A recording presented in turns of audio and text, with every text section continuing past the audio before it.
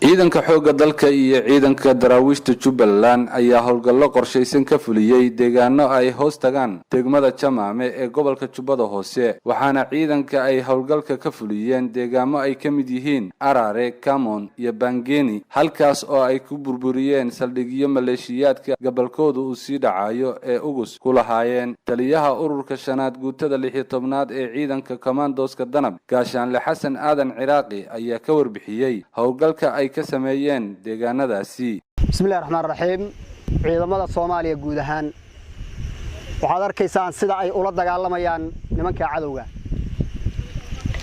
Waxa weeyaan ciidamada halkan ku sugani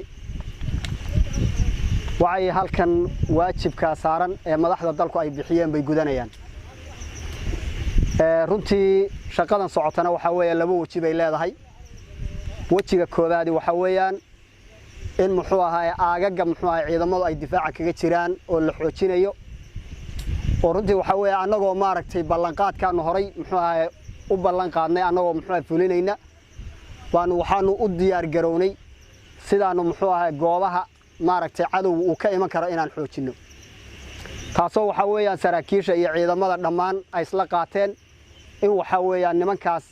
ummadda Soomaaliyeed dhibaatada ku haya sidii looga hortagi lahaa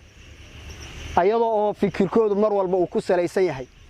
waqtiyada la cibaadaysanayo ee ummadda Soomaaliyeed ee ummadda Islaamkuba ay muxuu cibaadaysanayaan inay muxuu dadka dhibaateeyaan midda labaad waxa runtii waxa weeyaan ciidamadu ilaa waqtigan hawlgal bay ku jiraan hawlgalkaas ciidamadu waxay ka wadaan goobaha muxuu sida khaaska aan ugu tuhunsannahay inay muxuu ka iman karaan saacadan hadda aan idin la hadlayo ciidanku wuxuu ku maqan yahay waxa weeyaan muxuu ahay meelihii ma garanaysaa ee aanu muxuu kaga warhaynay nimanka cadawga goobahaasna waxa kamid ah magaalada Koban meesha la yiraahdo waxa weey Arare iyo waxa weeyaan wixii ma garanaysaa area-daas oo dhana anagoo mar walba target garaynayna madaxdooda saraakiishooda ciidankooda inta la shaqeysa ee muxuu hadii la yiraahdo sirdoonnimo kula shaqeysa dhammaan target bay noo yihiin waxa weeyaan muxuu cadawga banaanka ka jooga midka gudaha ku jira ka daran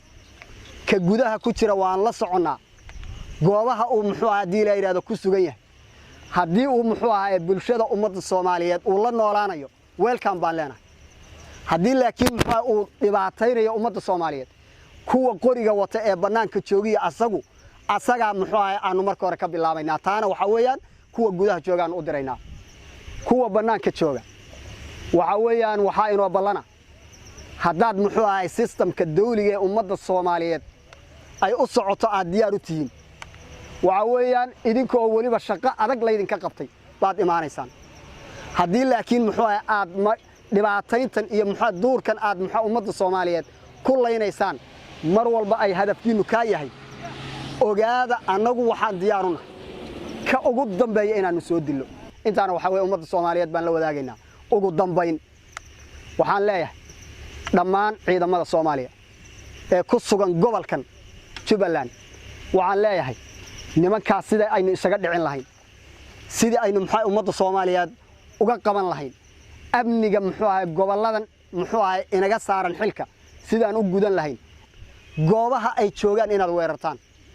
hawadana waa laga muxuu bartilmaameedsanaya dhulkana waa laga bartilmaameedsanaya insha Allah taala waxaan leeyahay nimankan waxa weey in la iska qabto mooyaane xal kale oo leeyihiin ma jiro